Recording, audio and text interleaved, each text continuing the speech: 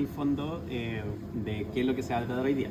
Bueno, de hecho, ahora hay una dificultad un poco extra, porque claro, no les puse el título, entonces tienen que poner un título adecuado para su portada. Tienen que elegir como cuáles son los objetivos correctos del laboratorio de hoy día. Si quieren lo pueden separar como objetivos generales y objetivos específicos. Lo dejo a criterio suyo. En la parte de la introducción, por ejemplo, tienen que hablarme de todo lo necesario para entender el laboratorio. Entonces, en el laboratorio de hoy día vamos a cuantificar proteínas y vamos a cuantificar proteínas desde el huevo, pero no desde, o sea, desde diferentes partes del huevo. Entonces, lo primero que vamos a hacer va a ser separar yema y clara del huevo, y a partir de él vamos a cuantificar la cantidad de proteínas en un lado y en otro. Por ejemplo, algo que tienen que considerar, por ejemplo, para la introducción es que tiene que estar referenciado. Entonces, ojalá todo lo que digan ustedes, tiene que ir ahí acompañado de su cita correspondiente. Ya puedes sacarlo del mismo Leninger, otro libro que les recomiendo, uno que se llama, de un autor que se llama Boyd, que también es de New. Pero hay montones. Entonces, si quieren usar, por ejemplo, papers, también usen. Si quieren usar, no sé, para apoyarse, a veces también es bastante útil el chat GPT, úsenlo.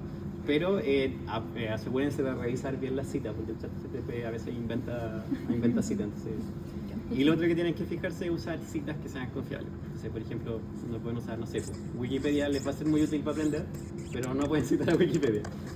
O por ejemplo, estas páginas como Script y cosas así también son útiles para aprender, pero busquen esa información en un lugar. Idealmente tampoco citen la misma guía, que de hecho la guía tampoco es que a mí se me ocurrió y la inventé, sino que es información que estoy sacando de otros textos. Sí. No todos, pero algunos alcancé a corregir algunos, así que ahí se los voy a ir mostrando. Pero no alcancé a corregir. Profe, ¿y esos controles qué son? ¿De control o saltar? Los informes tienen un porcentaje diferente, porque los informes valen, si no me equivoco, el 60% y los controles el 40%. O sea, los informes valen un poco más de nota que los controles. ¿Qué otra cosa después viene de la intro? Y lo otro que tienen que dejar muy explícito en la introducción, aprovecho de decir al tiro porque después va a ser más difícil pillarlos de uno, es que tienen que dejar muy explícita cuál es la pregunta de investigación, en este caso, que de alguna manera es súper complementario con los objetivos, un poco lo mismo. Y si quieren también pueden explicitar una hipótesis. La hipótesis es una respuesta frente a su pregunta de investigación y tiene que ser una afirmación. Entonces, por ejemplo, la hipótesis también cumple con alguna característica, por ejemplo, que tiene que ser, se llama falseable, que uno tiene que decir, se puede aceptar o rechazar esa hipótesis con los resultados, y tiene que ser testeable, es decir, que uno tiene que poder poner la prueba. Entonces, por ejemplo, de repente en el informe me pasaba que algunos me ponían unas preguntas que eran muy interesantes, pero no eran parte de la pregunta que nosotros abordábamos con el experimento. Entonces, esa pregunta de investigación que ustedes ponen en la introducción tiene que hacer aquella pregunta que nosotros sí vamos a abordar con este experimento como tal. En la parte de objetivos y resultados, aquí es donde ustedes van a poner toda la recopilación de datos. En el primer informe vi que varios como que de alguna manera como que se forzaron a ponerme 10 observaciones. En este caso les cambié un poco la plantilla para que pusieran en realidad las que ustedes consideren pertinentes, ¿ya? Entonces, por ejemplo, no sé, si hice algo de alguna manera determinada y ustedes consideran que es importante para la determinación final, también lo pueden comentar. Y ahí también tienen que poner toda la tabulación y registro de datos que vamos a ir obteniendo. ¿Pero hay un mínimo? No. O sea, al menos tiene que haber una, pero no hay ningún mínimo. Un máximo les puse de 10, pero entendí que muchos pensaron de que tenían que ser 10, entonces como que habían unas observaciones que eran muy similares unas con otras. Y la observación es aquello que ustedes efectivamente están midiendo o visualizando, pero la parte de por qué se produjo eso o qué implicancias tienen, esa ustedes lo van a analizar en la parte de las discusiones, ¿ya? ¿Profe? ¿Sí? ¿Puede explicar la diferencia entre la observación científica y la ordinaria? Ya. La observación científica, que de alguna manera le hacía esa diferencia, es aquella observación que de alguna manera tiene alguna implicancia en la obtención de las conclusiones. Entonces, por ejemplo, en el laboratorio anterior Una observación científica podía ser, por ejemplo, algunos me pusieron que tenían diferentes efectos cuando agregaban, no sé, una gotita de indicador o 2 gotitas de indicador. Y claro, eso eventualmente puede afectar a sus resultados y por lo tanto puede ser relevante. Pero, por ejemplo, algunos me decían, no sé, fue muy difícil poner la boleta. Eso no ayuda a concluir nada. Entonces, y aparte es subjetivo, entonces eso no contribuye en nada. O por ejemplo, otra cosa que pasa es que algunos me ponían que compararon sus resultados con sus compañeros, que también es algo interesante, pero si es que no lo ponen en su informe, los resultados de sus compañeros, entonces no es reportable. Y lo otro, bueno, en este informe, como vamos a hacer el laboratorio demostrativo, no hay como nota por trabajo en el laboratorio. Por ejemplo, en el laboratorio anterior con Belén pasamos ahí registrando si dejaron todo ordenado, si le faltaba material o no. Entonces eso tenía un 5%, pero ahora como no va a ser demostrativo no tenía sentido. Entonces, ese 5% extra va a ser para la metodología. Y la metodología, bueno, en principio es lo mismo que está en la guía, pero si quieren pueden parafrasearlo o si quieren pueden complementarlo con esquemas y qué sé yo.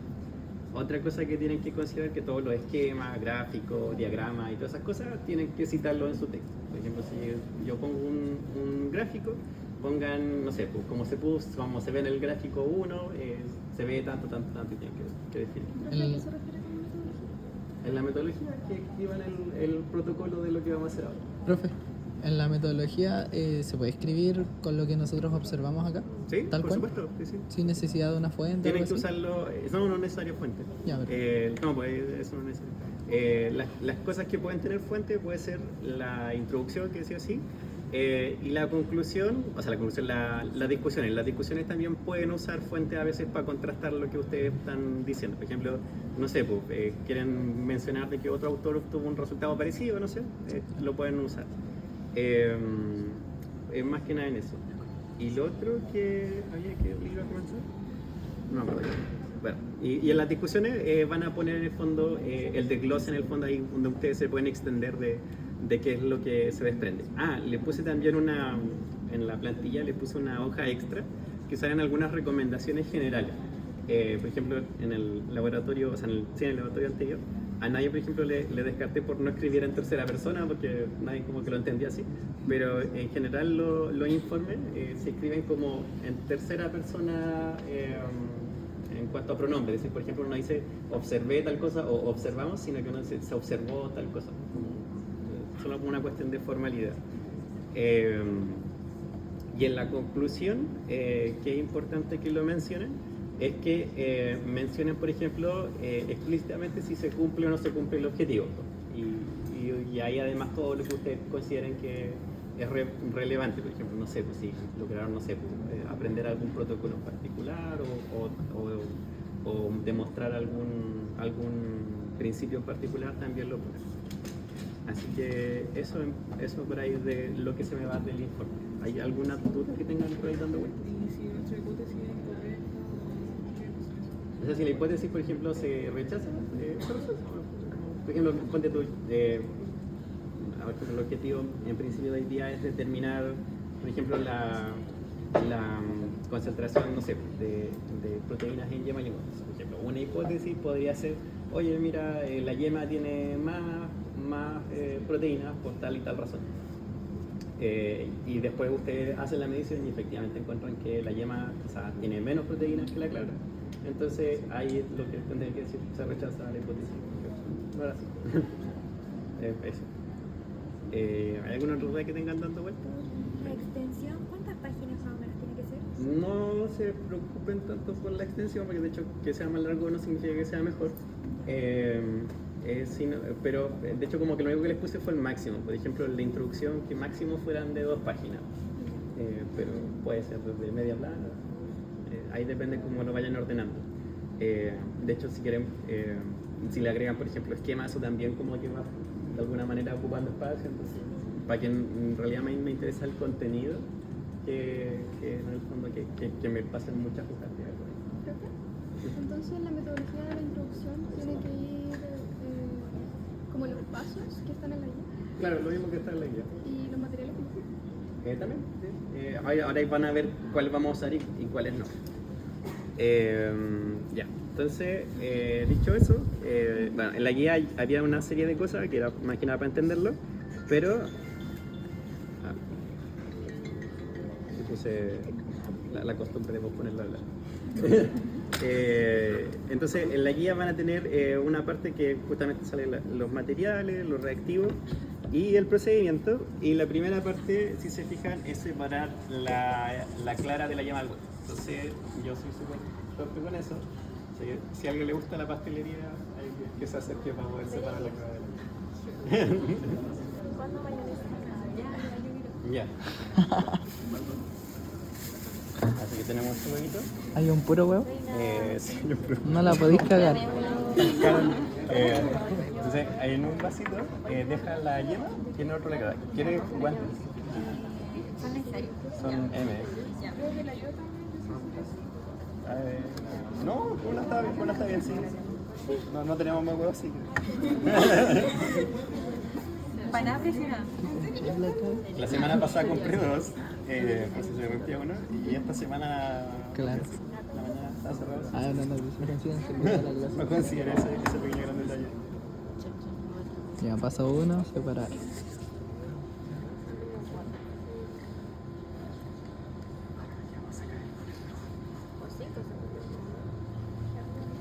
Me siento observada aquí, pero no es como en la cocina.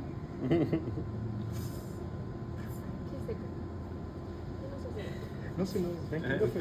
Sí, sí. No, si no se ve. Ah, ya. Vete, no.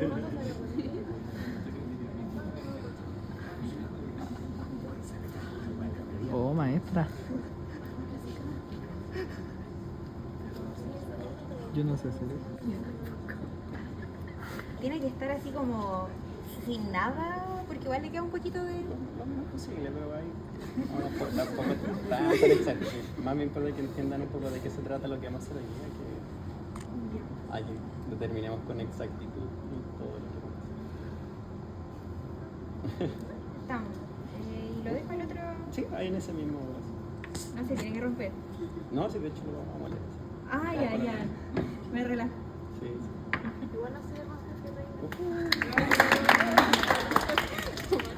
Ya, entonces, lo segundo que nos va a pedir el protocolo es en 2 tubitos de ensayo separar yema de clara. Necesitamos unos 4 ml. Entonces, ahí, ya que está aquí, la voy a seguir molestando. Entonces, vamos a separar, dejar 4 ml de yema y de clara de huevo. Mire, esas pipetas Pasteur no son lo mejor para medir, pero usémosla igual porque es lo que tenemos. El total son de 3 ml, pero De 3 porque lo tome 2 veces todo Ya. y va a ser más fácil.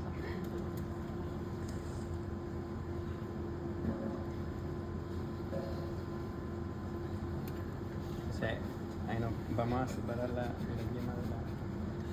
¿Ustedes qué creen que tiene más proteína, la yema o la clara? La clara. Ahí vamos a Por el que cambio no con la llega. temperatura. sí, que es súper denso. No llega. Pero bueno, y después le ponemos por Ya. también puede ser. Para que esté todo cumplido. Pues ahí sí llega hasta...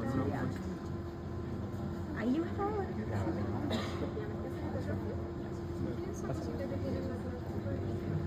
La herramienta. Y lo dejo acá. Sí. No. Bueno, hay distintas como precipitados se llaman esas cosas. Pero en el fondo son aglomeraciones de proteínas.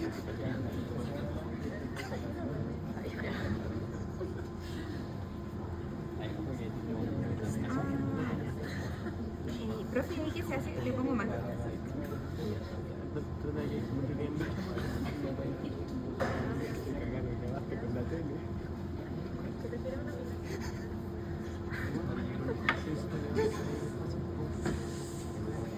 Y lo vas ahí acá al tubo.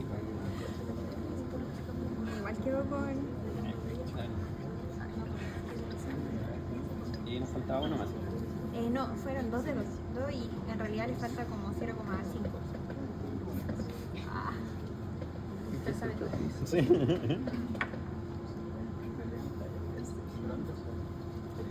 Ahí está. Entonces con el otro vamos a mover.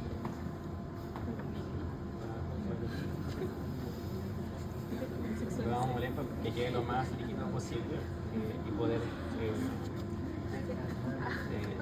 pasarlo con... O sea, ahora pasa También al cuatro. otro. Sí. 4 ml. ¿Fueron 4 ml, bro? Sí, 4 ml.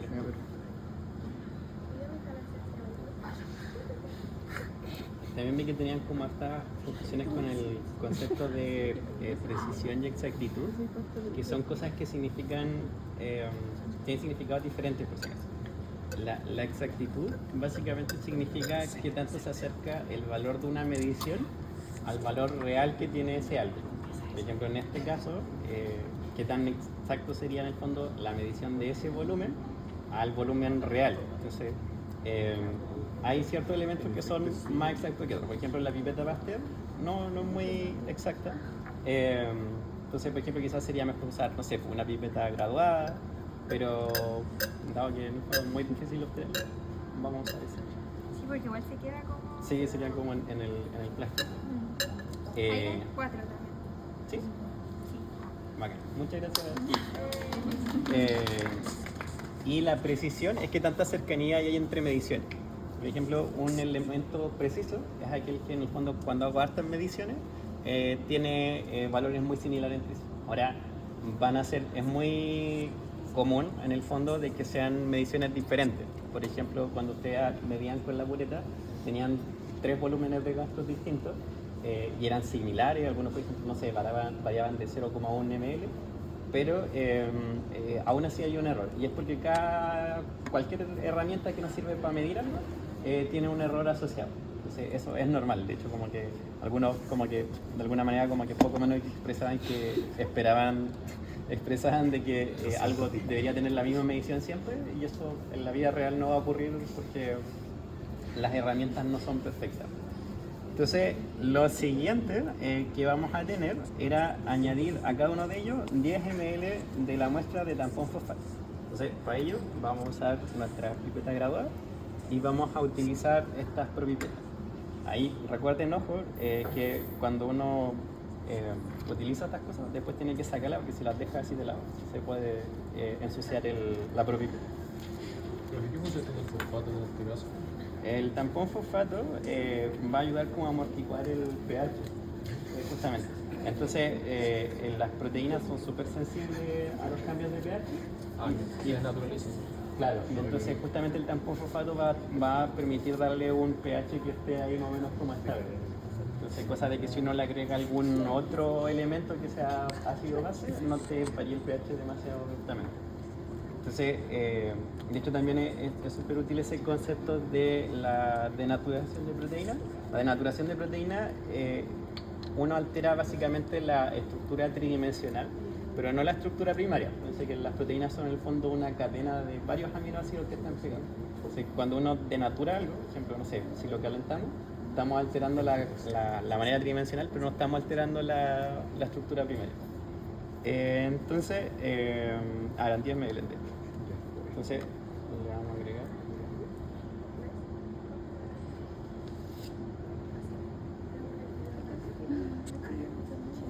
Ahí en teoría ya está ahí. Cuéntame. ¿Alguien escucha?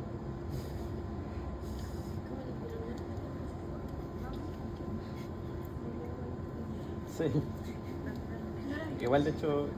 Sí, ¿Cómo se llama la solución que está La que agregando? estamos agregando es tampón fosfato. Vale, la estamos agregando. Vamos a ver.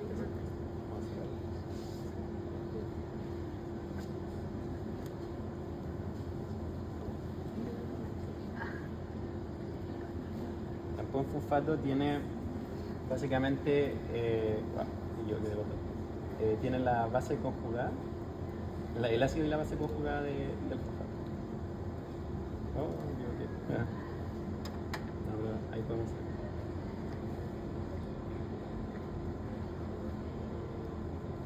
Entonces, ahí agregamos. Y el siguiente paso en el protocolo es agitarlo. Entonces, aquí lo que vamos a hacer, vamos a tapar aquí arriba y vamos a agitarlo para que nos quede una solución homogénea. ¿Ya? Y homogéneo en el fondo lo que estamos haciendo es tratar de que nos quede esto con la misma concentración en todos lados. Ah, y lo otro que me falta, no, aquí están los.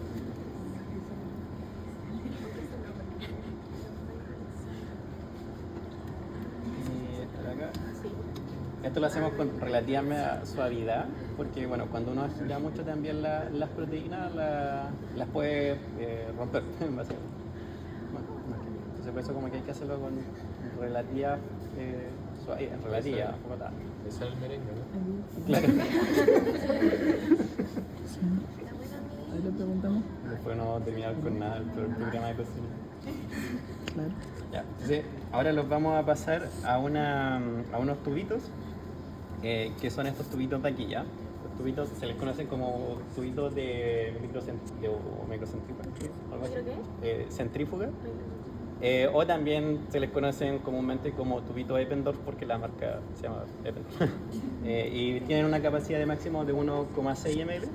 Y lo otro que vamos a utilizar van a ser estos de acá, que son, se conocen como micropipetas. La gracia de las micropipetas es que miden volúmenes muy muy chiquititos. ¿Se acuerdan de qué significa micro? Sí, 10 elevado a menos 3. Elevado a menos, bueno, depende.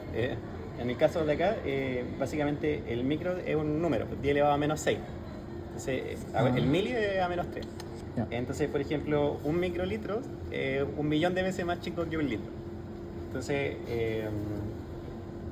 vamos a tomar 1 ml de cada una de estas muestras y los vamos a pasar a tubito. Entonces, estas cosas son súper precisas y de hecho uno lo que va cambiando son las puntas, que son estas de acá. Las puntas azules son las que vamos a usar. De hecho, estas cochinadas en el fondo que vemos, fíjense que hay varias cosas flotando. Precisamente en la centrifugación vamos a tratar de eliminarlas. Esto tiene dos topes cuando uno lo aprieta. Entonces, uno para poder tomar un volumen baja esto hasta el primer tope, sumerge la punta y levanta suavemente. Esto está configurado aquí para que me tome un microlitro, o sea, un microlitro, un ml o 1000 microlitros. Y eso lo vamos a pasar aquí a un tubito. Entonces, lo vamos a marcar acá para no olvidarnos lo que es. Entonces vamos a poner aquí una C de clara. Y la centrífuga es básicamente una máquina que lo que hace es girar a mucha velocidad, que es esto de acá. Que es bien chiquitito. Bueno, hay distintas centrífugas, hay ultracentrífugas que por ejemplo que son así como, parecen unas lavadoras así gigantes. La sangre se saca como el plasma sanguíneo. Sí, por ejemplo la sangre se va separando con centrífuga. Y bueno, depende de la fuersa que necesitemos. Por ejemplo, cuando necesitamos mucha fuerza, vamos a necesitar una fuerza más. En este caso, entonces se separarían las fases en vez de hacer una sola, porque Sí, se van a separar. Sí. Entonces, ya, vamos a darle otra vueltecita. Cada vez que nosotros cambiamos entre soluciones, para que no se nos mezclen, cambiamos la punta. Entonces, cambié la punta azul. Creo que entonces como la electroforesis y separamos por tamaño. Sí, es similar. Vamos a separar acá cosas por tamaño, pero sí, más por densidad, en verdad. Entonces, aquí no vamos a tener el ml con la clara, o sea, con la yema. Igual se nota con el color, pero la vamos a marcar igual. Bueno, generalmente también otra cosa que estas cosas, lo mismo que con las propipetas, como que no las dejas de lado, porque si no el líquido se puede pasar acá, entonces ya no es tan fácil reutilizar esto porque se va contaminando, entonces uno idealmente siempre las deja como en esta posición así como paradito. Bueno, y lo otro importante es que los tubitos siempre se dejan como en lugares como contrarios para que quede estabilizada el rotor, porque si no se va a desbalancear. Entonces, ¿cómo se llama la punta azul? Se llama punta de micropipeta. Ah. Sí. Sí, sí. Ahora, por ejemplo, hay otras que son más chiquitas. Por ejemplo, estas de acá después las vamos a usar. Estas son amarillas, pero son para micropipetas un poco más chiquititas. Entonces, vamos a ir a ver. Y ahí tenemos que esperar 5 minutos a que esto se centrifugue. Entonces, ahora, ¿qué es lo que está pasando? Este rotor está girando a una velocidad que nosotros le configuramos cuál, que es la misma que sale en la guía, que son 4000 revoluciones por minuto. Entonces, la gracia es que a esa velocidad, en el fondo, vamos a sacar cosas que estén flotando que sean como grandes, como por ejemplo lo que nos decía la compañera, que son por ejemplo, no sé, pues estas cosas que se ven aquí flotando, que de alguna manera no son directamente proteínas que vamos a medir. ¿Se considera precipitado? Sí, de hecho, ahora cuando nosotros tengamos eso en el tubo vamos a quedarnos con dos partes. Va a quedar una parte como flotando, que es la parte que le llamamos el sobrenadante, y acá al fondo va a quedar pegadito todo lo que en el fondo es muy muy denso.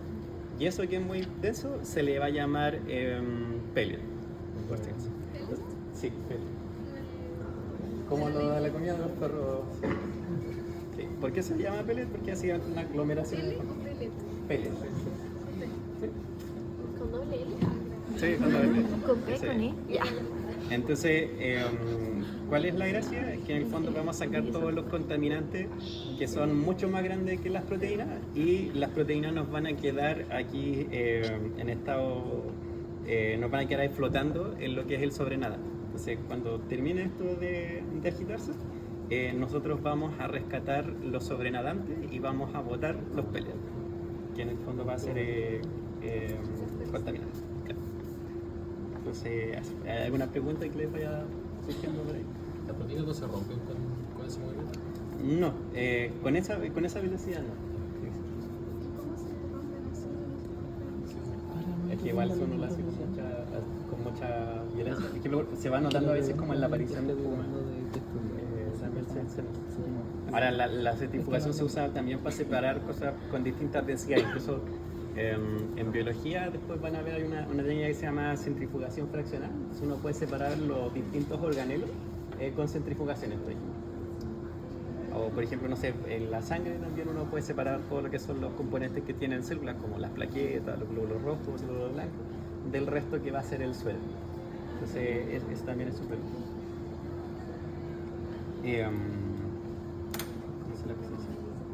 Entonces, después nos vamos a quedar con los sobrenadantes, y de esos sobrenadantes vamos a hacer dos cosas. Una, vamos a reconocer la presencia o no de proteína con el reactivo de Biuret, que es este de acá, el medio azulito. Y además, después vamos a hacer la segunda parte, que es el reconocimiento de proteínas, o sea, la cuantificación de proteínas con el método de Bradford. Entonces, el método de Bradford justamente es un colorante que se va a pegar con mayor facilidad a las proteínas. De hecho, se pega en los enlaces peptídicos, ahí después van a tener que ustedes buscarlo. Pero cuando se pega y se genera este complejo proteína colorante en el fondo, con el colorante de Bradford, va a emitir, va a ser capaz de absorber luz a cierta longitud de onda. Entonces, ¿a qué longitud de onda? Hay alguna longitud de onda que absorber más que otra. A la que más va a absorber es a esta que nos menciona acá, que es de 550 nanómetros, que básicamente nos está diciendo cuánto mide esa onda de luz con la que nosotros vamos a incidir en la muestra. Entonces, en esta máquina de acá, este es el espectrofotómetro. Aquí después se van acercando y lo pueden visualizar, pero aquí fíjense que hay espacio como para varias cubetas, y van a ver que en un extremo hay un lugar donde va a salir una fuente de luz y hay otro lugar donde va a haber un detector. Fíjense que hay dos vidrios por acá. Entonces, esa luz atraviesa la fuente y la máquina va a ir reportando cuánta absorbancia hay en esta pantallita de acá. También uno puede poner otras cosas, por ejemplo, como fluorescencia o como, no sé, otro parámetro que se llama transmitancia, que es el inverso de la absorbancia, que también lo puede cuantificar.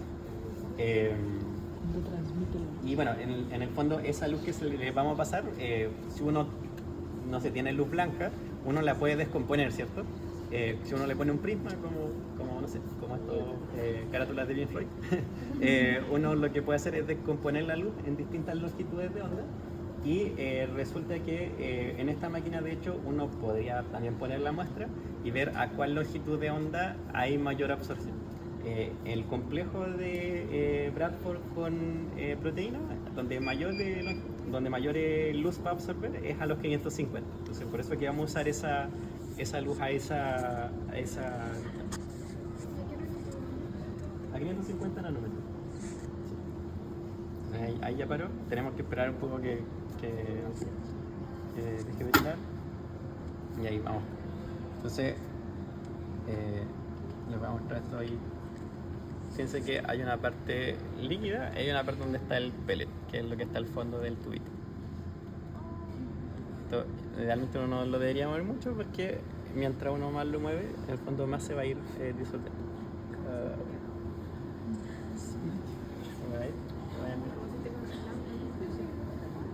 Entonces, fíjense que ahí al fondo tenemos el pellet. Está bien grabado, Entonces, ¿cómo uno lo va separando? Con el Están pidiendo de mí como camarógrafo. el pellet son como distintas cosas que son más grandes que las proteínas, entonces los vamos separando. Ay, las odio. La merma, claro, sí. La merma. Entonces, uno lo toma con cuidado. Ahora, ¿qué es lo que nos interesa? El sobrenadante, entonces nos vamos a quedar con el sobrenadante y el resto lo vamos a dejar ahí. Entonces aquí uno va con cuidado, va tomando. Si nos queda un poco, no es tan terrible. Usamos poquito. Entonces ahí vayan visualizándolo para que tengan ahí para...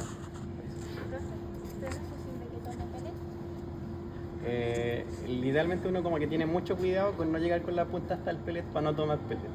Porque si no se te puede contaminar como con eso mismo que la acabas de separar. Buena, listo. Claro, Es por la de hecho, hay cercanía que que tomarlo estaba. muy suavecito porque si yo muevo muy rápido el émbolo, la fuerza de succión va a ser muy grande, entonces voy a agarrar un poco de pellet. ¿Cómo lo expresaríamos? ¿No es preciso? No, es algo que depende mucho del operador y de ese caso. ¿Sí? No te preocupes. Entonces ahora vamos a hacer lo mismo con este otro, se lo voy a mostrar. Y aquí también se nota quizás con más facilidad. Ahí tenemos el pellet en blanquito al fondo y ahí está flotando la soberana. Se nota con menos facilidad. Sí, eso se nota menos. Sí, no, es difícil de ver. Claro, tiene menos... Porque en el fondo la yema tiene Todo más esto cosas. de más.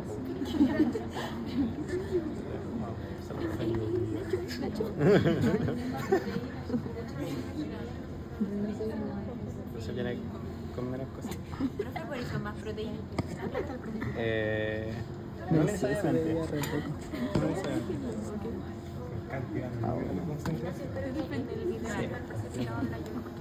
Espero que se vea. No quiero decir si hay más o menos para que Tampoco lo la cámara vean. lo veo mucho. Pero claro, le voy a poner la... Querían video. Entonces, claro, ¿qué es lo que uno hace? Bueno, acá es más fácil de ver porque acá no tenemos, es transparente, entonces uno va a ver hasta dónde llega la punta. Uno va absorbiendo un poquito. Toma todo lo que puede sin llegar a tomar el pellet. Ahí le voy a ir pasando para que lo puedan ir visualizando. Mi amor.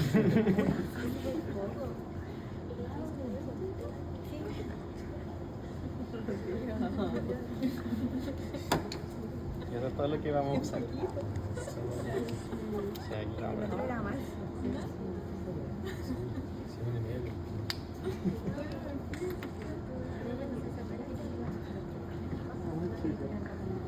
No, esos son contaminantes. Las proteínas las tenemos acá.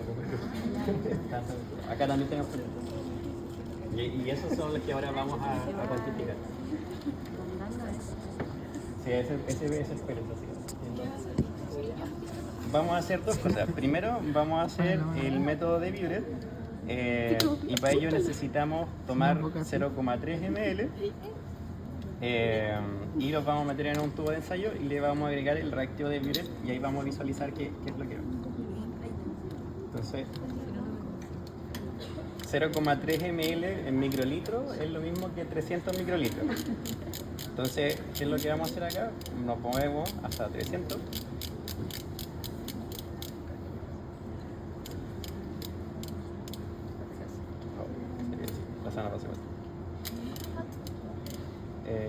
Y en 300 vamos a Profe, es lo ¿cuál es mismo que el nombre 0,3 ml. del método? ¿Cómo? ¿Cuál es el nombre de este método? Que ahora vamos a hacer es el Biuret, le vamos a agregar el reactivo de Biuret. Entonces, Los dos procedimientos están como unidos entre sí. sí, o sea, son dos diferentes, pero los vamos a hacer con las mismas cosas. Entonces, por ejemplo, aquí, ¿qué es lo que vamos a hacer? Vamos a tomar 300 de hielo. Entonces, sumergimos. Solo que estas muestras son como más puras que las de antes. Claro, en el fondo están sin el resto de cochina. Sin la interferencia. Entonces, vamos a agregar. Idealmente ¿Para una qué se muestra. hace esta parte, profe? El Biuret reacciona también con las proteínas. Entonces vamos a ver la presencia o no de proteínas mirando cómo va a reaccionar con el colorante. Ah, ya. El Biuret es este líquido azul que tenemos ahí. Y ahora vamos a agregar los 300 microlitros de cloro en el otro tubo.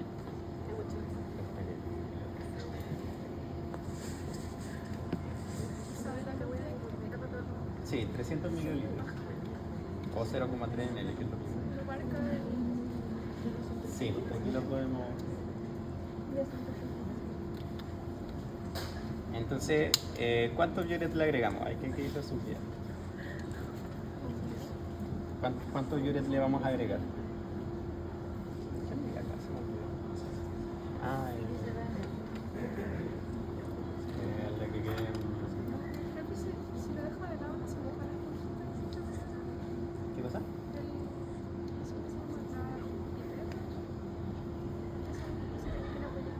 ¿Esto? Ah, esto. La pipeta. Esto.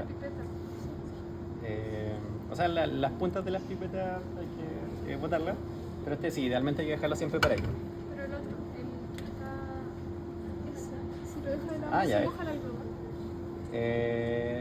Sí, está bien, pero es que en realidad ese es para que en el fondo no, ese algodón es para proteger la propia pipeta, que no pase ningún tipo de calor. Entonces, eso es hecho para ahí. Claro, Sí, es algo. sí. No es. Sí, no, estos de hecho son de plata. Son de plata. A ver. ¿Cómo? Bueno, sí, de hecho también hay de vidrio. De hecho, hay algunos de estos que no son así graduados, hay unos que son aforados, que te sirven solo para una medición. Por ejemplo, los aforados siempre son mucho más exactos que los que son así. Entonces, le vamos a agregar 2 ml de Biuret y van a ver cómo se ven estas manchas. Entonces, aquí, para que tengan ojo con cómo se ve.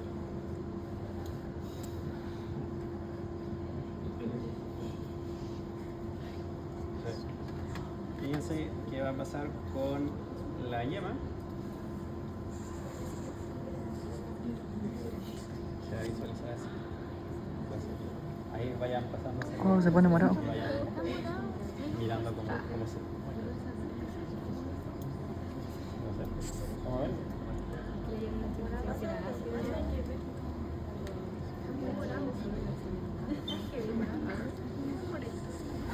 Sí, es como un poquito. ¿Quién me dijo eso? Sí, y ese es la clara, por si acaso. Nada claro. Con el reactivo de Ya Biuret. no son tan comparables los igual un poquito de lo mismo. Ah, es más fuerte. Entonces, acá los colores también tienen que ver con los complejos que se han ¿Tiene que ver con la concentración o no? ¿Los colores? Ahí vayan atrás. comparando entre los dos que tienen. Ya, listo. La que tiene ella es la clara y la que tiene la chica ahora con el celu es la clara. ¿Cómo? Esa es la yema y esa es la clara. Sí. Claro. La más morada es la clara. De hecho, hay márquela, póngale una Y algo para que. La más morada es la clara. Se pone más morada. Ya. Listo. ¿Esa cuál es? La Clara. Clara. Clara, ay. Depende si tienen o no proteína. Ah, sí, por eso que tienen que ser como la misma cantidad las dos, para que sea comparable. Podríamos agregar las dos por uno. Mandadla. Claro. Mandadla. Entonces, ya, esa es la primera parte, como para que te hagan una idea de cuál puede tener más o menos proteína. La segunda parte, muchas gracias. La segunda parte es un poquito más flojera, porque vamos a necesitar hacernos varias soluciones. De hecho, fíjense que aquí en esta tablita nos aparecen 8 tubitos que hay que hacerse, y cada tubito en el fondo va a tener distintas combinaciones de cosas. Entonces, vamos a marcar los tubitos de acá. ¿Para qué es eso? ¿Tantas soluciones? Ahora lo que vamos a hacer es el método de Bradford. Entonces, acá vamos a tener varios tubitos. Vamos a tener el tubito blanco. Vamos a tener el tubito 1. Vamos a tener el tubito 2, 3, 4, 5. Y aquellos tubitos que son entre el 1 y el 5 son aquellos que van a contener nuestra proteína patrón, en el fondo, que va a ser el suero de albúmina bovina. El blanco va a contener todas las otras soluciones que contenga el resto, menos la proteína. Es todo menos nuestra cosa interior. Profe, consulta, ¿está aplicando 2 métodos distintos al mismo tiempo? Claro, ese de ahí era el método de Buret, y ahora vamos a hacer el método de Bradford. Ya, entonces el método de Biret se basa en la colorización. Sí. O sea, literalmente por la intensidad del color determinamos Sí. la concentración. O sea, pueden saber quién tiene más o menos, no pueden eso de saber allá. cuánto. Ah, Pues, con eso ya tienen una idea. ok. Del 1 al 5. Del 1 al 5 Por la vamos a coloración tener- se reconoce la concentración. ¿Quién sí, tiene vamos más a y quién hacer tiene la menos? solución blanco. El patrón se llama suero de albúmina bovina, o BS. El agua no va a afectar. ¿Es que le preguntaron? Sí, entonces también, por ejemplo, Lo pregunté ya. tenemos que ponerle las Pregunta. por ejemplo, aquí, Las cantidades. sí, las cantidades justamente aquí en el gráfico, o sea, en el gráfico en la tabla, están puestas acá. Entonces, por ejemplo, todos tenemos que tener el mismo volumen final, ¿ya? Y de ese volumen final va a ir repartido entre el reactivo de Bradford, entre el suero de albúmina bovina y entre el agua, ¿ya? Y en el caso de la muestra de problema 1 y 2, va a ser uno para la muestra de la yema y el otro para la muestra de la clara. De hecho, el 1 es para la yema y el 2 es para la clara. Entonces ahí vamos a visualizar.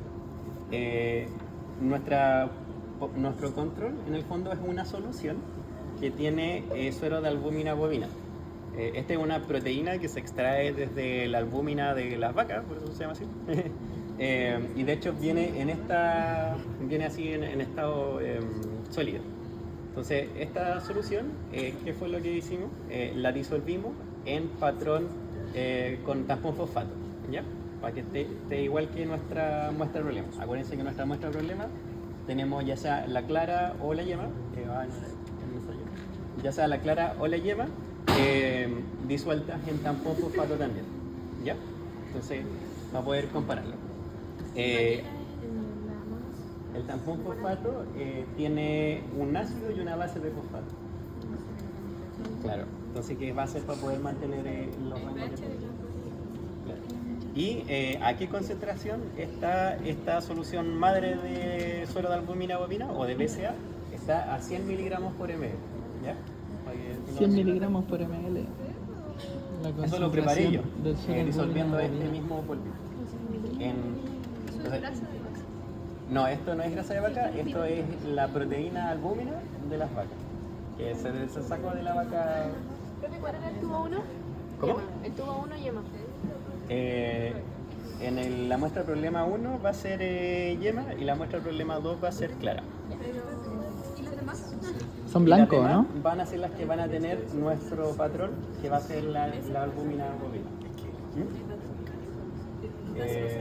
Nuestro patrón, sí. Función particular. Sí. Ahora, por supuesto, acá tenemos que la concentración va a ser 100 miligramos por ml, pero, por ejemplo, en el tubo 1 vamos a tener menos cantidad de concentración versus, por ejemplo, comparado con el tubo 5, que le ponemos mucha más cantidad de solución. Entonces, ¿cómo van a calcular la concentración de cada tubo? Ahí tienen que usar esta fórmula de diluciones, es decir, concentración 1 por volumen 2 igual a concentración 2 por volumen 2. Entonces, la concentración 1 sería 100 miligramos por ml, el volumen 1 sería el volumen que vamos a agregar de esto. Por ejemplo, en el tubo 1 sería 10 microlitros. El volumen 2 sería el volumen final de esa solución, es decir, 3 ml más 120 microlitros de solución total. Y ahí con eso ustedes van a poder calcular la concentración de cada uno de estos tubitos. ¿Sí? Ok. Igual, después lo vamos a repasar de todas maneras. Profe, De proteínas, claro.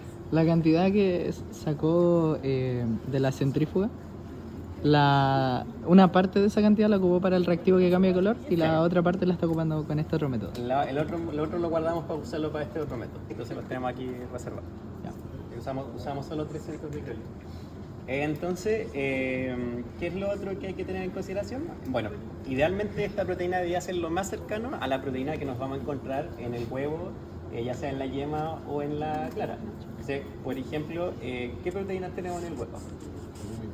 La albúmina. De hecho, tenemos dos tipos de albúmina. Tenemos la albúmina de huevo, básicamente, y la otra se llama ovalbúmina. De hecho, en la portada, esas dos proteínas que aparecen ahí, una es el monito de la albúmina de huevo y la otra es el monito de la ovalbúmina. Entonces, además vamos a tener otras proteínas. Ahora vamos a poder identificarlas, no, solamente vamos a poder cuantificar la cantidad de proteínas totales, ¿ya? Y como referencia vamos a usar la albúmina de huevo. Idealmente deberíamos tener albúmina de huevo, sería lo ideal. Pero la albúmina, como es bastante similar, también la podemos utilizar, pero tengan en consideración. Entonces, ¿quién quiere aprender a usar la micropipeta? Ya, sí. Entonces, ¿la albúmina de la vaca? A mí me encantaría, pero estoy grabando. No, de la Y sangre. no lo voy a ocupar en mi vida. No, Órale. porque no lo voy a ocupar en mi vida. ¿Tú para qué? ¿Por qué voy a hacer No, muy bien. De hecho, en la industria, o sea, en la iglesia Susana. ¿Está usando la albúmina de la vaca? Sí, la albúmina de la vaca. Sí. Ya, entonces, mira, lo primero que vamos a agregar va a ser el agua a todos los tubitos. Entonces, para ello vamos a utilizar estos de acá. Entonces, mira, sí, no, parece que no tenemos más un guante. Entonces, por ejemplo, el tubo blanco tiene que tener 120 microlitros de agua. Entonces, esta micropipeta tiene para agregar desde 20 microlitros hasta 200. Entonces le vamos a agregar 120. La doy vuelta.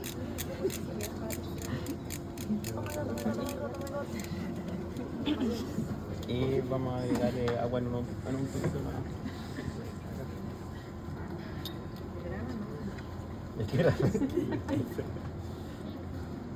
Vamos a agregar agüita solamente para no estar sacando de la botella. Entonces, en el tubo blanco, fíjense que vamos a necesitar agregar 120 microlitros de agua. Mire, experimente para que sientan los dos topes que hay ahí. Entonces, por ejemplo, para poder tomar el volumen, baja primero hasta el primer tope, sumerge la punta, bueno, hay que ponerle la punta. Está haciendo instrucciones. Eso. Y después lo va a agregar en el tubito que dice EP. ¿Sí? Para de no tocarle la puntita para que no se le contamine. Pero es que le cambió la numerita. Sí, ya lo puse a 120. El primer tope se Sí. sumerge. Lo sumerge y levanta suavecito. Perfecto. Entonces, después mete la punta en el tubo que dice B. Y hasta el segundo tope. Sí, ya está el segundo tope. Póngalo lo más al fondo posible. Si no alcanza, Entonces, después, para el segundo tubito, le vamos a ajustar la punta en 110. Entonces, tiene que girar el 1. Le vamos a agregar 110 microlitros de agua. ¿Para que lo tome? Póngala así. Entonces, baja la... Bueno, hasta el primer toque. Y ahora tome... ahora tiene que subir el emo con la... No, toma la agua. Aprieta esta parte. Ya hice. Apriételo hasta el primer tope. Sumérjalo. Y ahora levante el émbolo suavemente. Y ahora páselo al tubito número 1. Y ahí póngalo lo más al fondo posible.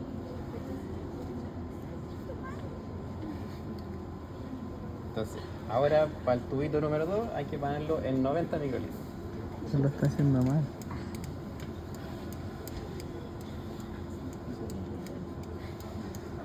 Sí, esa parte es un poquito repetitiva, pero bueno, parte Primero bajar. de... Eso, primero baja antes de... Ahora sube. Y ahora al tubito número 2. Ahora en 70 microlitros. Son microlitros. Sí, microlitros.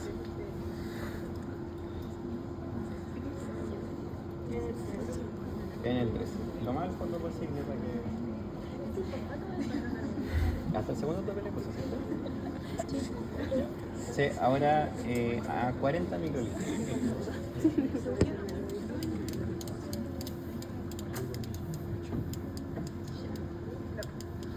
¿Cuánto era la concentración, profe, de la albúmina? La madre está en 100 miligramos por ml. 100 miligramos por ml. ¿Cuánto? 40. 40 cartas. Tiene que...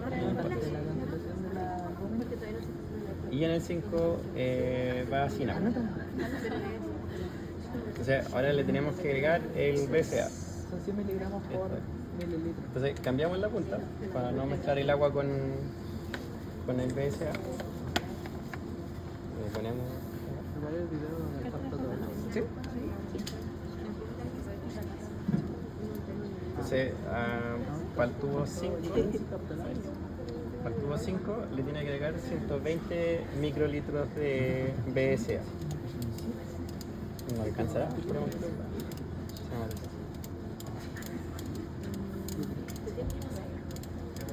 Sí, Sería que uno que roce vaya de eso. claro. Entonces, aprieta hasta el primer tope, sumerge la punta y levanta. Y eso lo agrega en el tubo 5.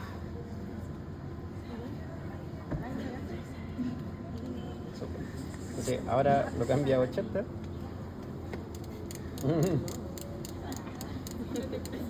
Que esta parte es la que aparecía en el video que subimos la semana pasada, porque no alcanzamos por el tiempo. Abaje hasta el primer tope, sumerge, levanta suavemente y ahora lo agrega en el tubo que corresponde. El de 80 microlitros es el 4.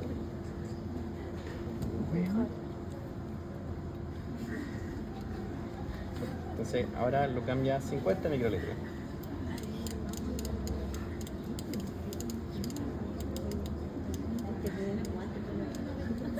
Entonces baja hasta el primer tope, sumerge la punta, levanta y lo agrega en el 3.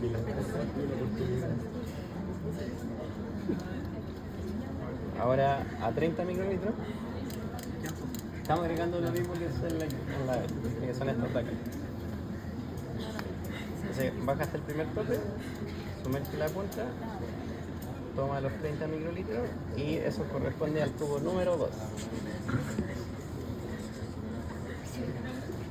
Y ahora 10 no le va a alcanzar porque eso llega hasta... A ver, casi así.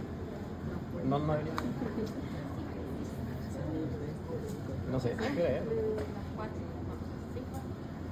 Alcanzamos. En el cubo número 1. Bacán. Ahí está. Ya le agregamos todo lo... y ahora le tenemos que agregar la muestra de problema unidos, que son la yema y la clara. Ajustelo a 60 microlitros. Las muestras problema, claro. Entonces la muestra problema 1, recuerden que es la yema. Agregar los volúmenes de la yema y pasarlo. Sí. Entonces vamos a agregar en el tubito MP1.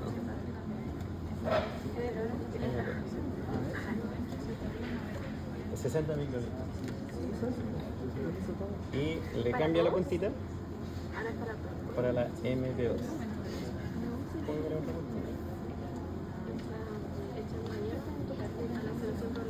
La que no le hemos agregado es el agua, pero lo vamos a agregar. 90 microlitros. Microlitros. Y vamos a agregar el agua, que también son 60 microlitros, 60 al MP1 y 60 al MP2.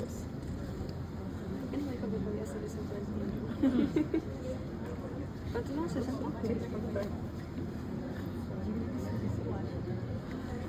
El primero y el segundo. Y 60 más al sur.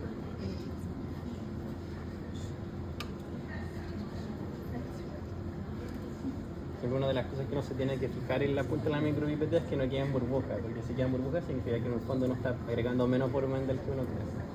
¿No, Felipe? No, solo lo digo como tip. No, ahora no. Entonces, ahora, ¿qué es lo único que nos queda hacer? Es básicamente agregar el reactivo de Bradford. Entonces, eso lo vamos a hacer con la propipeta y la pipeta. Que esos son 3 ml. ¿Ya? Entonces, Dele cotele. idealmente, por ejemplo, tiene que haber pasado la misma cantidad de tiempo entre que hagamos la medición de cada uno. Entonces, yo le voy a agregar, por ejemplo, al blanco, lo vamos a meter en la cubeta correspondiente y lo vamos a medir aquí en el equipo. En el equipo hay que decirle a qué longitud anda a medir. Entonces, por ejemplo, ahora el que sale acá arriba, que dice WL, que es el ancho de banda, está a 546. Entonces tenemos que ajustarlo a la que nosotros queremos, que son 550.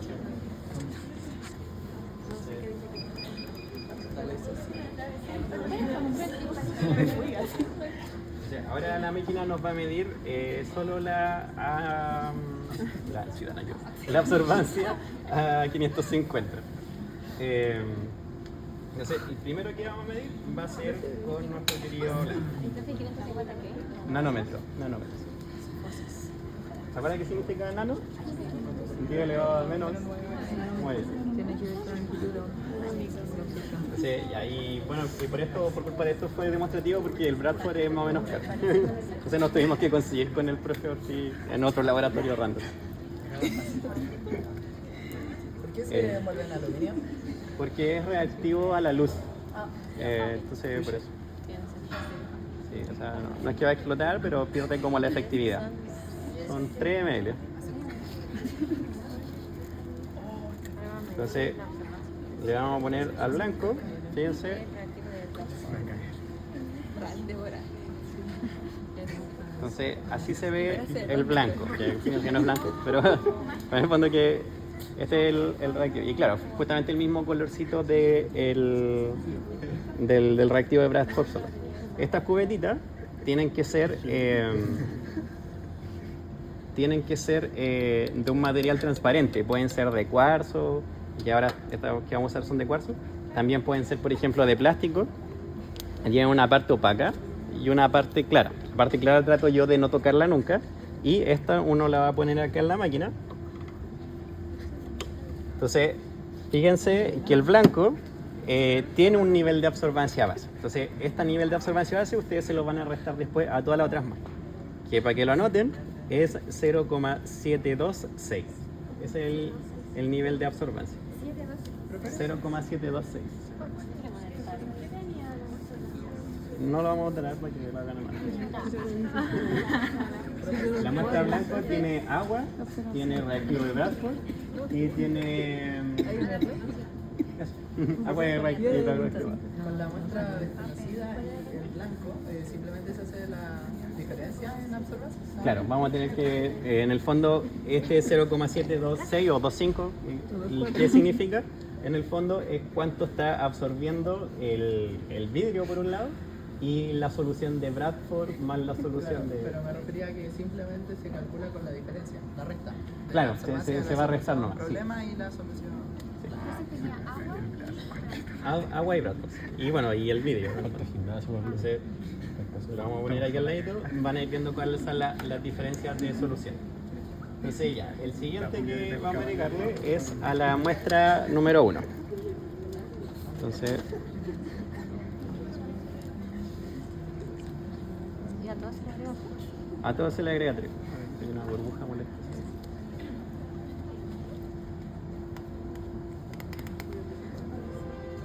Hay una burbuja aquí afuera.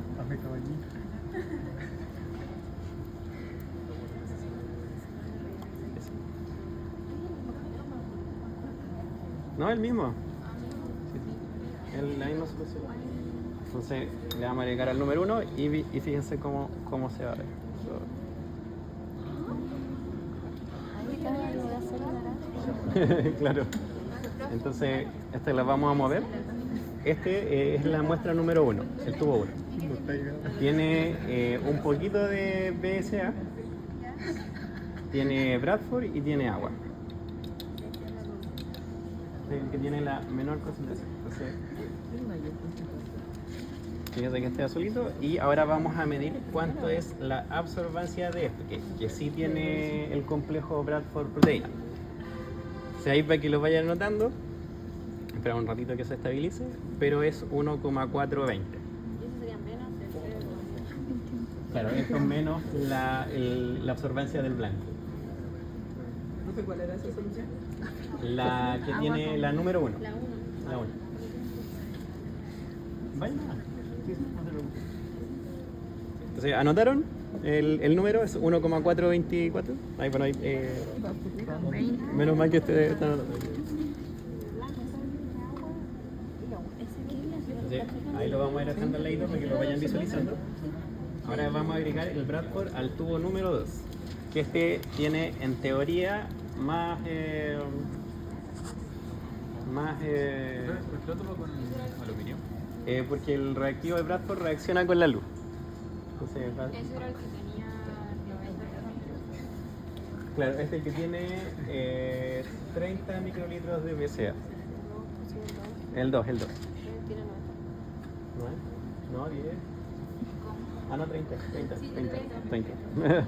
Entonces fíjense que ahí cada vez va a estar más oscurito. Entonces ahí uno le hace una pequeña amortiguación, lo pasa a la cubetita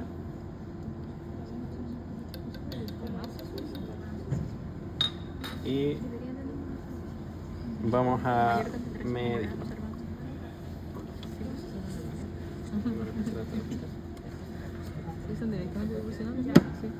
Y lo que vamos a ver es que nos mide 1,429, para que lo noten. ¿Ya?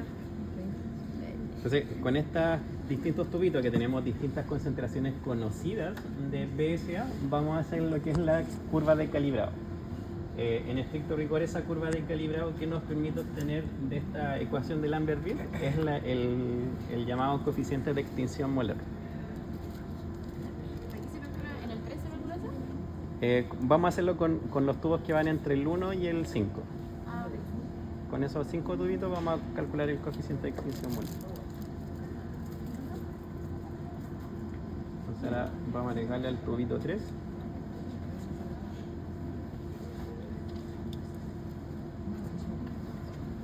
de aquí en adelante van a ser todos azules.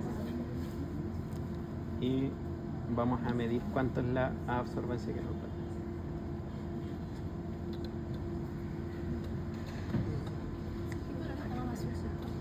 Sí, está cada vez más azul. Bueno, de ahí se los voy a poner aquí para que lo puedan visualizar. Entonces, ahora vamos a visualizar.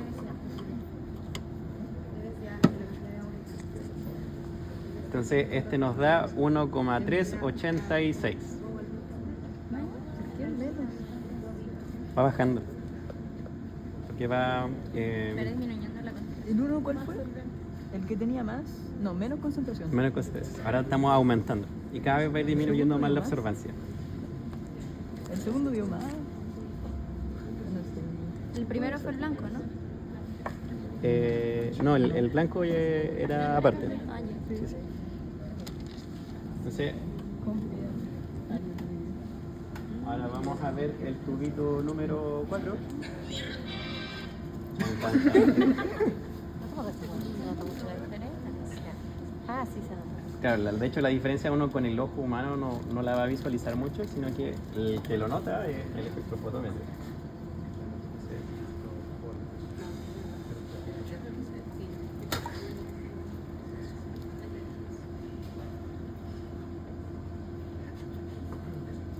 Entonces, vamos a llegar aquí. Profe, que le estaba... agua. Ahora lo que le estoy agregando a cada tubito que tiene agua y tiene BSA, le estamos agregando el Bradford. Y después de agregarle el Bradford, le estamos midiendo la absorbancia. Entonces fíjense, cada vez está más... Ese era ¿Cómo? indicador, ¿o no? En la... Una a la vez. ¿Qué cosa? ¿Ese era indicador? ¿O no? No, el BSA es el patrón. Ah, ya. Profe, yo le preguntaba sobre la tabla de la guía. Aparece que el BSA y el volumen de la solución cambian. Sí. Pero, ¿cómo podemos establecer estas dos variables que cambian? Porque lo que te va a cambiar en el fondo es la variable de concentración. Eso es lo que tienes que calcular. Y para que vayan anotando, bueno, este que era el tubo 4 les da 1,357. ¿Cuánto era el 3? 1,3,86. 1386. No, es 1,386. Yo no sé por Ponle el el número. número. Ponemos ¿Cómo? 1300. ¿Esa no? Porque estamos aumentando la concentración. Porque es distinta la luz que va a pasar mientras más concentración de proteínas tengamos. Pero no es como que cada tubo haya aumentado un poco la concentración de PSA. Sí, cada tubo tiene concentraciones crecientes de BCA. Porque en el primero teníamos 10 microlitros, en el segundo le agregamos 30, en el tercero 50 y así. Cuénteme. No, estoy tratando de reformular la pregunta. Ya, piensa en eso. Entonces, déjame agregar ahora los 3 ml al tubo número 5, que es el que más concentración tenía. Y con este vamos a terminar lo que ya va siendo la curva de calibración. Mientras más luz pasaba es cuando hay No estoy seguro, tendría que hacer la diferencia, pero claro, a medida que va ido aumentando la concentración, hemos estado disminuyendo los valores de absorbancia. Y me tapa todas estas. Entonces, vamos a visualizar cuánto nos da el tubo número 5, que debería ser la absorbancia más chiquitita que vamos a medir. Y este nos da 1,345. ¿Ya? Para que lo tengan. 1,345.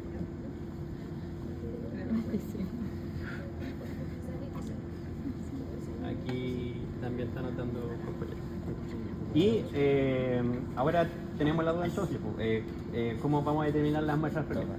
Con estas 5 muestras que hicimos, vamos a realizar esta curva de calibrado y con ello vamos a obtener el valor de la pendiente de esa curva. Esa pendiente de esa curva va a constituir el valor de el coeficiente de extinción molar y el L que les aparecía en la en la ecuación es básicamente el largo que va a pasar la luz acá. Y ese largo es el largo de la cubeta. Y esta cubeta tiene un largo de 1 centímetro, por si acaso. Sí, en centímetros. De hecho, el coeficiente de extinción molar también tiene unidades de centímetros. Y otras cosas más, que no me acuerdo bien cuáles eran. Y entonces, ¿qué es lo que vamos a hacer? Para obtener la concentración de la yema y de la clara, justamente vamos a generar esta curva de calibrado con el que vamos a obtener el coeficiente de extinción molar. Vamos a medir la absorbancia y despejando cada uno de esos parámetros, vamos a poder despejar la C, que es nuestra incógnita, que es nuestra concentración desconocida. Entonces, Y ahora sí se le va a echar el problema. claro, ahora se lo vamos a echar a la muestra problema.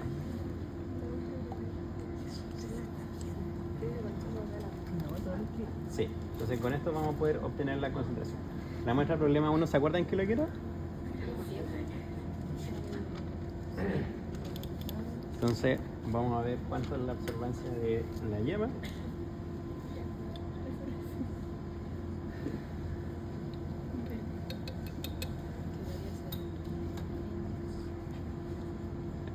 Lo que ustedes